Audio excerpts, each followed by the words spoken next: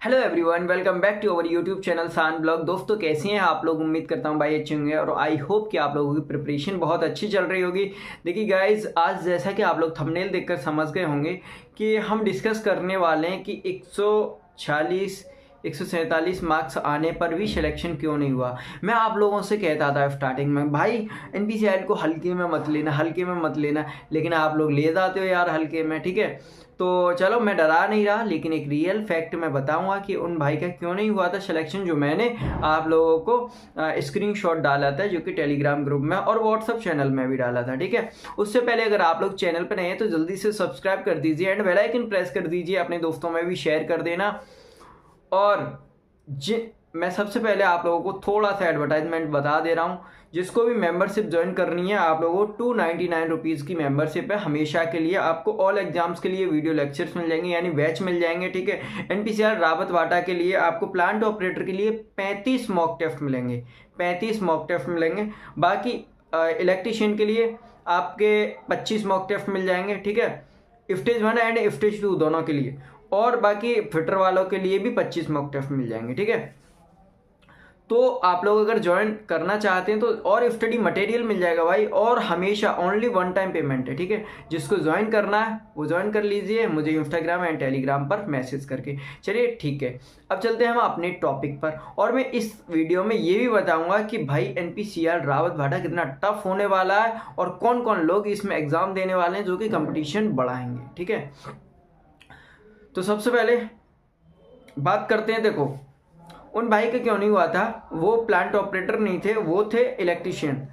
Maintainer में आते थे, मतलब एनपीसीआर मेंटेनर के लिए उन्होंने अप्लाई किया था नरोडा के लिए। ठीक है, तो उनके 146 मार्क्स थे, मतलब 49 सही थे और एक क्वेश्चन गलत था। लेकिन उसमें जो सेलेक्ट हुए थे ना, वो 150 में से 150 वाले सेलेक्ट हुए थे। कितने?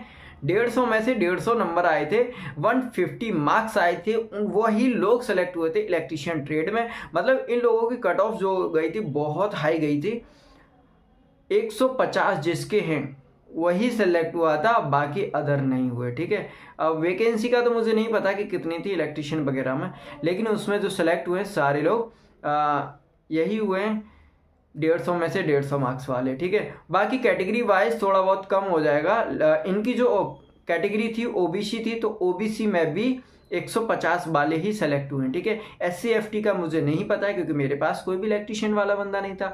अब इंस्ट्रूमेंटेशन की अगर हम बता दें तो इंस्ट्रूमेंटेशन में 74 पे भी कैंडिडेट्स का नहीं हुआ सिलेक्शन, तो उसकी भी कट ऑफ हाई गई है। और फिटर की मैं बता दूं, फिटर में 124 पे तो बुलाया ही नहीं गया था स्किल टेस्ट के लिए, तो फिटर की भी आई गई है। मतलब ओवरऑल मान के चलें तो एनपीसीआर नरोरा कट ऑफ काफ़ी अच्छे लेवल की गई है। अब आते हैं प्लांट ऑपरेटर। प्लांट ऑपरेटर में कट ऑफ कितनी गई है? 138 पे जनरल कैटेगरी की कट ऑफ रुक गई है। ठीक है, 138 जनरल कैटेगरी की कट ऑफ गई है। उसके अलावा फाइनल कट ऑफ बता रहा हूँ 138। उसके अलावा जो हम ओबीसी की बात करें तो ओबीसी 136 के समथिंग है। ठीक है, ओबीसी, क्योंकि 133 वालों का सिलेक्शन नहीं हुआ है, 134 वालों का ओबीसी में सिलेक्शन हुआ है। बाकी एससी एफटी का तो भाई मुझे पता नहीं है, क्योंकि एससी एफटी वाला मेरे पास कोई कैंडिडेट नहीं था। ठीक है, तो 138 पे आराम से जो लोग ओबीसी या ईडब्ल्यूएस वगैरह में थे तो वो लोग जनरल में जनरल को फाइट किया उन्होंने। ठीक है, अब बात करते हैं हमारे जो अजीत कुमार थे। एक तो अजीत सिंह थे जो ईडब्ल्यूएस से थे, उन्होंने जनरल फाइट किया। ठीक है, अब जो अजीत कुमार थे जिनके 147 नंबर थे, उनका क्या हुआ था, उन्होंने जो अप्लाई किया था फॉर्म, वो एज रिलैक्सेशन लेकर फॉर्म अप्लाई किया था। मतलब उनकी जो एज है वो 24 साल से ज़्यादा है, इसलिए उनको जनरल कैटेगरी में नहीं रखा गया। उन्होंने फाइट तो जनरल कैटेगरी किया, लेकिन उनके मार्क्स ज़्यादा थे, फिर भी उनको जनरल कैटेगरी में नहीं रखा गया। क्यों? क्योंकि उन्होंने एज रिलैक्सेशन लिया था। जो लोग एज रिलैक्सेशन लेते हैं उनका काउंट होता है सिर्फ उसी की कैटेगरी में, तो उनको ओबीसी कैटेगरी में ही रखा गया है। ठीक है, बाकी हमारे दोनों मेंबर्स टॉपर थे। ठीक है, जनरल में भी और इसमें भी, अजीत सिंह और अजीत कुमार। ठीक है, बाकी हम लगभग सभी लोगों का हो ही चुका है और बेस्ट ऑफ लक आप सभी लोगों को। अब बात करते हैं कि एनपीसीआर रावत भाटा एग्ज़ाम कब होगा, एग्ज़ाम क्यों डिले हो रहा है, और इसमें कौन कौन लोग क्वालिफाई करेंगे, और प्लस क्वालिफाई तो भाई अभी नहीं कह सकते, कंपटीशन कैसे हाई होने वाला है मैं बताता हूँ। NPCL रावतवाटा सबसे पहले एग्ज़ाम क्यों डिले हो रहा है? मैंने भी बताया था आप लोगों को कि दिसंबर के सेकंड वीक तक आपका एग्ज़ाम हो जाएगा, ठीक है भाई। ज़रूरी नहीं है, अब आप लोग कहेंगे कि भाई तुम तो हमेशा इन्फॉर्मेशन करेक्ट देते हो। ज़रूरी नहीं है भाई, कभी कभार ऐसा हो जाता है, क्योंकि NPCL रावतवाटा है, प्लांट नंबर 3 प्लांट नंबर 4 में चल रहा है शटडाउन, ठीक है। शटडाउन की वजह से एग्ज़ाम डिले हो रहा है, और एग्ज़ाम के पूरे चांसेस यही हैं, कह रहे हैं मेरे सारे रिसोर्सेज कि एग्ज़ाम ऑनलाइन होगा आपका। और अगर ऑनलाइन होता है तो पूरा कैलेंडर देख लीजिए आप दिसंबर का, दिसंबर में कोई डेट खाली ही नहीं है भाई, दिसंबर में पूरी डेट खाली ही नहीं है, क्योंकि रेलवे के एग्ज़ाम्स चल रहे हैं, ठीक है। तो कैंडिडेट्स उसमें बिजी हैं, तो आप ओवरऑल कह सकते हैं कि एग्ज़ाम डिले हो रहा है, ठीक है। और दिसंबर लास्ट या जनवरी में एग्ज़ाम जाएगा भाई, कंफर्म है।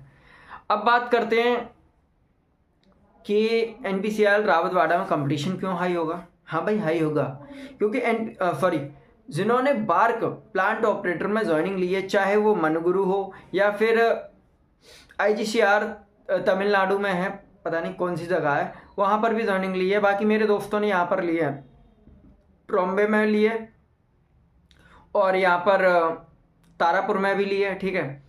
तो ये लोग हैं परेशान किससे, बार्क की ज्वाइनिंग से। अब इन लोगों को क्योंकि बार्क में इतनी फैसिलिटीज़ वगैरह नहीं मिलती, ये लोग एग्ज़ाम देंगे रावतवाड़ा का। अब ये लोग सेलेक्टेड हैं, ठीक है। अब उन लोगों को एक सिलेक्शन तो पच नहीं रहा, ठीक है। अब ये लोग आएंगे एग्ज़ाम देने रावतवाड़ा, ठीक है, क्योंकि सबसे ज़्यादा लोग NPCL को प्रायोरिटी देते हैं, क्योंकि फैसिलिटीज़ ज़्यादा है, पैसा ज़्यादा, ओवर टाइम ज़्यादा मिलता है इसमें, ठीक है, तो अच्छा पैसा कमा सकते हैं। तो ये सारे लोग, और जो NPCL नरोरा में जिन्होंने फाइनल सिलेक्शन लिया है, ये लोग भी देंगे एग्ज़ाम रावतवाड़ा का। तो मतलब देखो, सेलेक्टेड कैंडिडेट्स ये भी हैं, सेलेक्टेड बार्क में भी हैं, और आप लोग क्या हो, आप लोगों फ्रेशर, ठीक है। तो भाई बहुत अच्छे लेवल से तैयारी कीजिए, कंपटीशन यही लोग बढ़ाएंगे, ठीक है। कंपटीशन यही लोग बढ़ाएंगे जो लोग सेलेक्टेड हैं, वही लोग आएंगे एग्ज़ाम देने और सीट लेकर चले जाएंगे। अब उधर से रिज़ाइन देंगे ये लोग, उधर से रिज़ाइन देंगे और इधर आएंगे। और प्लस ITI में भी, ITI जो मेंटेनर वाले हैं उनमें भी कंपटीशन हाई होगा। उनमें कैसे होगा, क्योंकि NPCL बार्क में जो लोग सेलेक्टेड हैं उनकी अभी लास्ट शायद 10 से 12 दिन पहले ही रिजल्ट आया है, ठीक है। तो अभी इन लोगों की पता नहीं ज्वाइनिंग कब तक होगी, स्किल टेस्ट कब तक होगा, तो ये लोग भी एग्ज़ाम देंगे, ठीक है। ये लोग भी एग्ज़ाम देंगे, जिनका सिलेक्शन हो गया वो लोग भी, और जिनका अभी तक रिजल्ट नहीं आया वो लोग भी एग्ज़ाम देंगे, ठीक है। तो कंपटीशन वहाँ पे भी है ये। तो भाई रात दिन अच्छे से मेहनत कीजिए, कंपटीशन बहुत अच्छे लेवल का होगा, और उम्मीद पूरी रखिए कि आप 150 में से 140 145 प्लस करके आएँ, ठीक है।